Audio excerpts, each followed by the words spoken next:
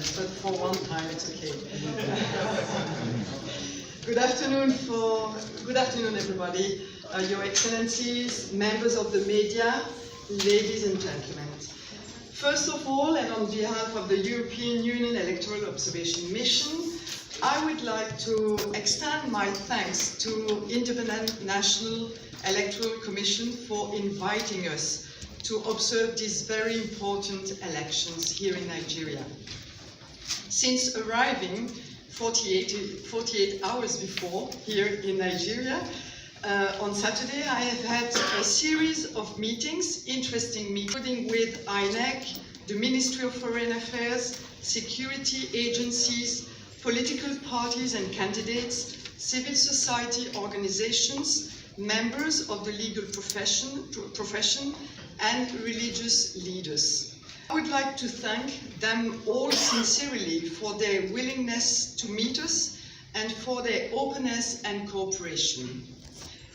May I also express my gratitude and appreciation to diplomats here in Abuja, of the European Union, its member states, as well as Canada, Norway and Switzerland, for their support to this important mission. I'm truly honored to have been given this opportunity to lead this European Union observation mission here in Nigeria. The forthcoming elections are such an opportunity for Nigeria to build on what was achieved in 2015 and to further strengthen the country's democracy. Now let me give you some details about our missions. It is the 6th election observation mission that EU deployed to Nigeria. Perhaps, and I'm sure that many of you here will have covered previous EU election observation mission and are familiar with our mandate here at the European Union. Still, there are usually some key questions that are often asked of election observation missions upon their arrival to a country. So perhaps I can address some of them. Why does EU deploy election observation mission here in Nigeria? What is their objective? What is their structure? What is their mandate? Allow me to briefly answer these points. The first important thing to note is that election observation missions are completely independent and impartial. All our observers abide by a code of conduct, which insists we maintain strict neutrality in the course of our work, and we do not interfere with the election process. We have the mandate only to collect information concerning the electoral process and then to publish our findings and make recommendations. We are not interested in the outcome of the elections. You can be surprised because I'm a politic, and perhaps sometimes we can be interested in some issues, but not here. We are not interested in this. We have no interest in seeing this or that candidate or party win. We are here to observe if the electoral process was conducted in transparent, is really important word, transparent and credible manner. We are completely independent, I said, in our conclusions. We are independent from the EU delegations, and we are independent also from EU member states and all EU institutions. We come as fresh pair of eyes looking just to the election process. We will assess the electoral process against Nigeria's law and international commitments in relation to democratic election. We are here with a team of 11 election experts here in Abuja and 40 experienced long-term observers who deployed in pairs around the country yesterday to cover all states. This is a larger number of long-term observers that we had in 2015. Across the country, in all 6 geopolitical zones, working out of 20 different locations, they are now starting to meet with election officials, candidates, parties, security agencies, the media, and also the religious leaders. They will also meet with representatives of civil society organizations involved in the electoral process, who have an indispensable role in increasing the transparency and credibility of the process, and in advocating for electoral improvement, including for women, youth, and people with disabilities. Our long-term observers will report their observation back to the team in Abuja, and these will contribute to the mission's informed and impartial assessment of the electoral process. In addition, over the 2 election days, a delegation of 7 members of the European Parliament will also join this mission, as well as diplomatic staff from EU member state embassies in Nigeria, as well as Canada, Norway, and Switzerland. I can't say how large this mission will eventually be at this stage, but we are expecting to be made up of more than 70 observers. We will be observing both election days and also, and we must say that it is also important, the post-election period. Now, let me say a few words about how we observe elections. We will make an assessment of the whole process, which means that we are not in a position to provide now conclusion on any aspect of the electoral process so far. It's important to say because I expect some question about some results, but it's difficult to give some results before seeing what's happening in the country. In the run-up to election day, observers analyze the campaign environment, the election preparation, the legal framework, the role of the civil society and the media.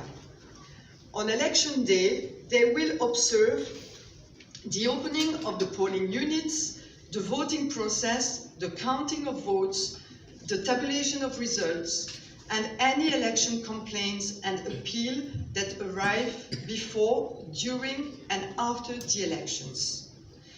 The EU mission will assess the conduct of the media by monitoring key TV and radio stations as well as newspaper and social media.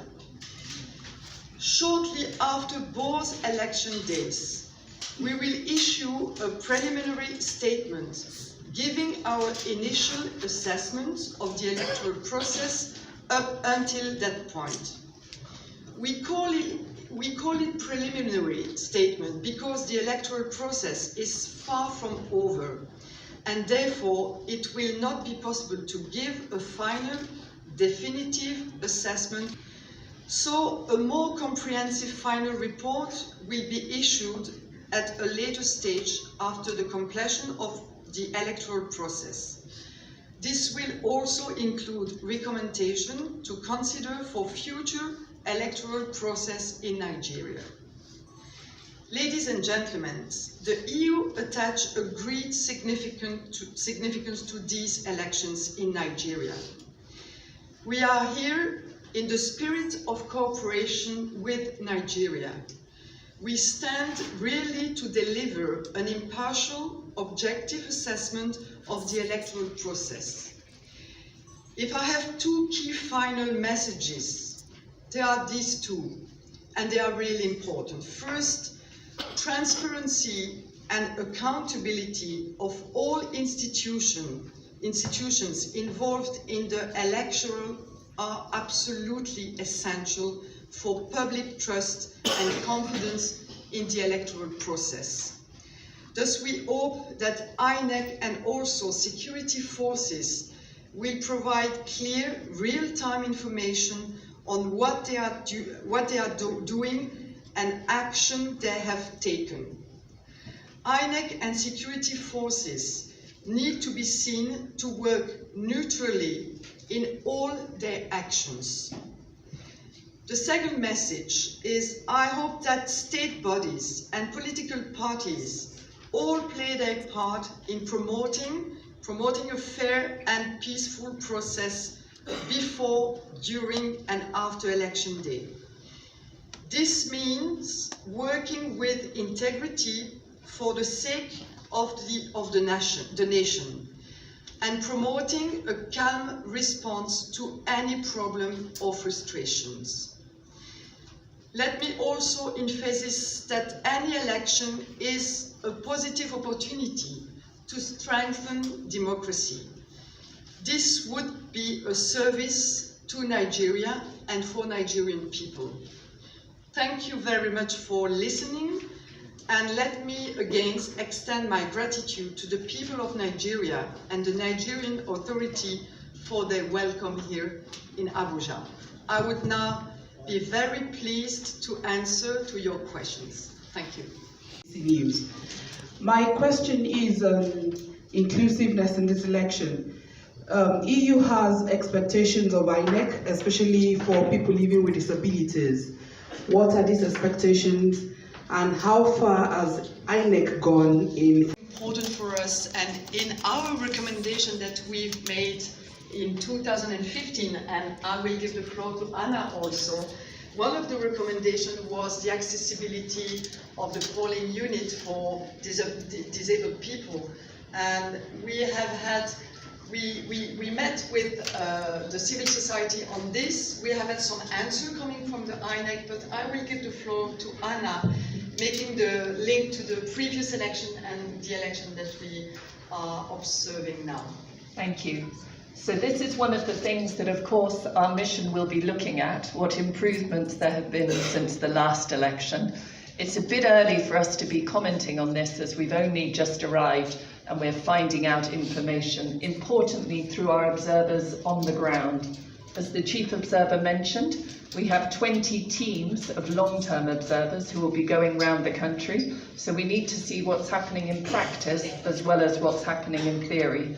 As you rightly said, the participation of persons with disability is something that's important to the EU and to us as observers, particularly with the commitments that there are under the Convention on the Rights of Persons with Disability. So we look to see specifically at what INEC and others are doing to really promote accessible, easy participation for people with a range of disabilities. We had a recommendation on this in 2015 and we'll be following up this time. Thank you. Since 1999, what has been your perspective in terms of issue concerning voter apathy, violence in election, and also cost of money being spent on election in terms of the conduct of the election proper? And what would you recommend as way forward to chart Nigeria on the high pedestal? Another thing I want to really find out is you've really invested in Nigeria's elections since 1999. Has this money really been judiciously? EU has observed all the elections here since 1999. I think that shows the commitment that the EU has to its relationship with Nigeria and to supporting the democratic process. You brought up a number of difficult issues. These are exactly the things that we will be looking at in more detail. And as the Chief Observer said, we look particularly to see not just what state authorities will be doing, but also other actors, the parties, candidates, etc., to all play their role to hold this election with integrity and also to encourage a calm response to any problems that may arise. Good afternoon, ladies and gentlemen. My name is Kayla. I report for Channels Television. It's kind of an addition to his question. If you've been observing, this is the 6th, you said. If this is the 6th, in those 6, what would you say, has it built on each other with each election? Has there been a recommendation that came that you built on and we built on and built on? What progress would you say the election observation mission has made in the last 6 elections that have been monitored by the EU?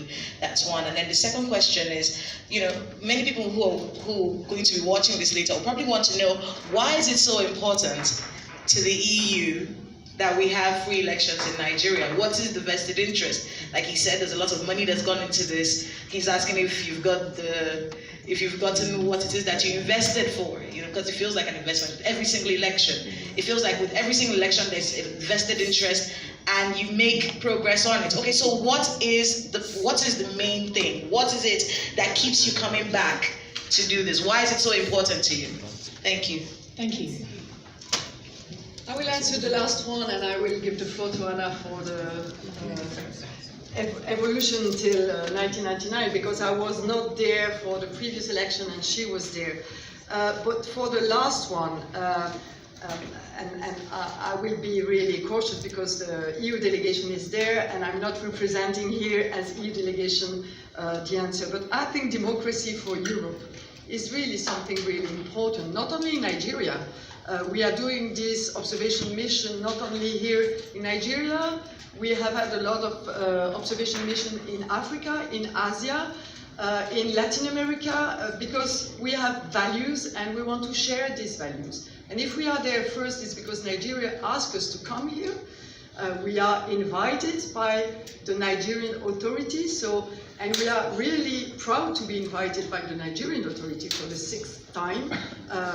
It is also because Nigerian authority think that they can share these values with us. So we have the same values and we are working on these values together. And I must say that perhaps it could be interesting also for European countries to do a little bit work on these values in these own countries, because we have some countries in Europe that are just losing these democratic values. So it is not just something that you have for one day and yet you keep for all the time, for eternity. Democracy is something that you have to fight for. And it is why we are here. It is why we decided that Nigeria is a priority for Europe. Thank you. In terms of the evolution, I haven't personally been here since 1999, but just to re-emphasize, the EU has been invited each time to come and has responded with a mission. All of our reports are available online from the previous mission, and if you look at missions, and if you look at them, you will see that they've been very different in their conclusions as elections have changed from time to time. So again, we will be looking to see what is different in this election. For each one, we compare to the national legislation and to the international commitments that Nigeria has made. So we're not just comparing to the past, but we've all seen them change, particularly last time in 2015. And of course, we hope that improvements will carry on so that elections better serve the people of Nigeria. If we could have a microphone to the gentleman third row back on the aisle, and also a microphone, woman second row on the aisle, please. Thank you very much. My name is Moji Dalabi. I report for Premium Times. My question is very simple. You came in 24 hours ago, or thereabout. I'm sure 48 hours. I'm sure you must have also been inundated with a former president of Nigeria who came in 1999, released a statement on Saturday, giving indications that the general elections that you have come to monitor may not be free and fair. And good enough, you have met with INEC, according to you, and you have interacted with political parties and other stakeholders. Have you received commitment? What commitment have you received from these stakeholders that you have met towards conducting free and fair elections? What assurances have you gotten from INEC, from political parties, and from state securities? That's one. Then number two, there is a new culture in Nigeria, and that culture is the culture of vote buying. Within the last 2-3 different elections held in Nigeria, not general elections, we have had about 2 or 3 governorship elections, and we have seen the culture of vote buying increasing. Violence at the polling units have, in a way, have reduced considerably, but it's been replaced by vote buying, people being influenced probably 2-3 meters away from polling both people have been influenced by giving them money. Have you noticed this also? What? So I understand that some political parties, and I'm coming from the political side, and I'm campaigning in my country, we want to say something just to make a campaign. This is the role of the political side. But I think that as politicians, we really have to be very cautious on what we say, because we have to trust and we have to give trust to the institution with whom we are going to work with. So this is important. There's a limit of what we can do and what we can say. But it's the game. After, when it comes to vote buying, I think that we have heard some messages that you are speaking about, and we have to observe what's happening in the different place. We have these 40 people working since yesterday, and they will be there and to see what's happening in this kind of situation. So we can't say now, we can't have a statement now, but we will be very observing this kind of situation. Thank you. You are here to observe the election, and part of what you are to do is to also observe the reportage.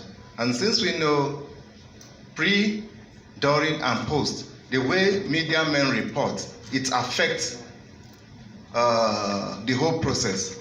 Are there arrangements made to be able to monitor the reportage and also train media men on how to do the reportage? For the observers, of course, it's something that matters. We worked with Nigerian authority to guarantee the security of the observers, even in the west, or even in the northwest, northeast. Sorry, even in the northeast. So of course, it's something that we have to take into account in the country and to guarantee the security for these observers. When it comes to media, I say that media is really something that we are observing during this observation mission. And I must say, more than this, we are also observing for the first time the social media, because we know that you have a part of the population that are keen on having information in the social media. So it's important for us to analyze the way the social media are used or abused in some cases in the country. I can't say that the observation mission can give training for media. Perhaps you have to ask to the European delegation for the future, because I know that there is a budget line for democracy, and working for democracy is also important to work for the independence and for the professionalism in the media. Yes, it's important, but it is not the mandate of the observation mission that we have here training media. Is my name from Radio Nigeria. I just want to find out the observation mission, the long-term missions that you have, 40 of them. Are they going to be concentrated in town or in the villages? Will they go to the villages? We have over 700 local government areas. The responsibility of the organization of this observer in the country. Thank you. So yes, we have 40 long-term observers. This is a significant increase from 2015, when we had 30. These 40 long-term observers will be going out in teams of 2 to 20 locations, as we mentioned earlier, including the Northeast. And as the gentleman said, it's correct that in 2015 we weren't able to deploy our observers to the Northeast at all because of the security conditions. For now, our observers are travelling up to the Northeast as we speak, and will be working in the state capitals at least. For our observers around the country, they will be based in state capitals, but absolutely they need to go out to the rural areas too. We know that's where so much of the life of Nigeria is, in addition to the big cities. I also wanted to mention, in regards to the media, the question that was brought up earlier, we realise, of course, what a critical role the media has to play in any election process, and most definitely in Nigeria. So we have a comprehensive media monitoring component of our observation mission. And through this, we're going to be monitoring 14 electronic broadcast media, radio and television, including the state outlets, but also some commercial channels. So we'll be looking at the balance of coverage, also things like if there's any hate speech, but most importantly, or equally importantly amongst this sample, are the state level radios that we will be monitoring. So these are state level government radios, and we'll have 9 of them from across the country operating in different languages that we'll be monitoring. Thank you.